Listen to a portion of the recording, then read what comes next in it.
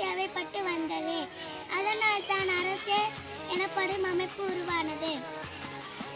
அரசியல் அமைப்பு என்பது ஒரு நாடு எவ்வாறு ஆளப்படுகிறது, யார் ஆட்சி செய்கிறார்கள், மக்களின் உரிமைகள் எவ்வாறு பாதுகாக்கப்படுகின்றன என்பதை கூறும் ஒரு அமைப்பாகும். இது அரசின் செயல்பாடாகவும் மக்களின் நலனுக்கும் வழிகாட்டியாக உள்ளது. ஒவ்வொரு நாட்டிற்கும் தனித்துவமான அரசியல் அமைப்பு உள்ளன.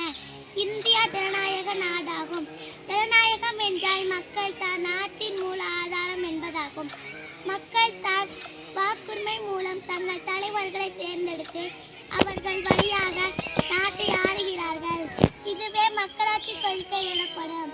அரசியல் அமைப்பின் முக்கிய நோக்கம் நாட்டில் ஒழுங்கை நிலைநிறுத்தி நீதி, சமத்துவம், சுதந்திரம் ஆகியவற்றை உறுதி செய்வது. மேலும் மக்களின் உரிமைகள் மற்றும் கடமைகளை விலக்கி அவர்களை பொறுப்புள்ள குடிமக்களாக மாற்றுவதாகும். ஒரு நல்ல அரசியல் அமைப்பு இருந்தால் நாடு முன்னேற்றம் அடையும்.